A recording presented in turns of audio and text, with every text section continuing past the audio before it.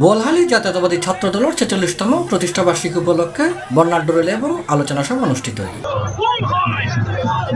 জানুয়ারির ১ তারিখ বুধবার বিকালে উপজেলা পৌরসভা এবং কলেজ ছাত্রদলের উদ্যোগে বর্ণাঢ্য র্যালিও উপজেলার গুমদর্নি ফুলতলাতন শুরু হয়ে উপজেলার প্রধান সড়ক ঘুরি উপজেলার জায়গায় শেষ হয়।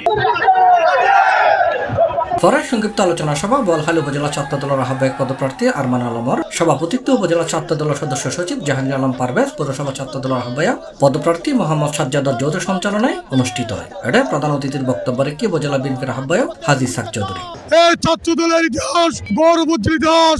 এই ছাত্রদলের জন্ম হয়েছিল এই জন্মের মধ্য থেকে যেদিন ৩ বছর বয়স হয়েছিল, ছাত্রদলের জন্ম ৩ বছর পর আমরা আমাদের প্রতিষ্ঠাতা শহীদ জিয়াউর রহমানকে হারিয়েছিলাম। সেই দিন থেকে একসাথ বিরোধী আন্দোলন করেছি, খুনি হাসিনা বিরোধী আন্দোলন করেছি, আজকে আমরা রাজপথে করেছি। আগামী দিনে ছাত্রদল রাজপথে থাকবে, সে তাদের সেই গৌরবোজ্জ্বল ইতিহাস ফিরিয়ে আনবে।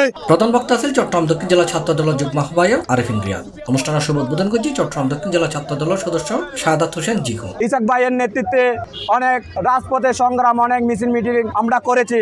এখন দেখা যাচ্ছে ৫ তারিখের পর অনেক ঘর থেকে বাইরে হয়ে ছাত্র দলের নেতৃত্ব দেখাচ্ছে, ওখানে দেখাচ্ছে। আরে আপনারা ৫ তারিখের আগে কইছিলেন রাজপথে আমরা ছিলাম, আমাদের চেহারাগুলো ব্যানার না, এক একটা ব্যানার মতন।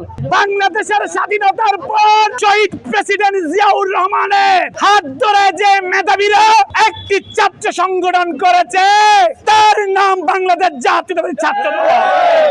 এ সময় অন্যান্যের মাঝে উপস্থিত আছেন জেলা ছাত্রদল সদস্য মোহাম্মদ জাহেদ, সৈয়দ হোসেন তামিম, আবু ওয়াহেদ টিপু, রিমানুল ইসলাম, মোহাম্মদ হাসান, মোহাম্মদ জাহেদ, মোহাম্মদ আকিব, মিনহা, সালাউদ্দিন, হৃদয়, রিফাত, সামি, আলাউদ্দিন কায়সার, আরাফাত আকবর, আমির, ইমন, আকিব, সামিউল, রাহাত, রিয়াজ সহ আরো বহুত কেউ।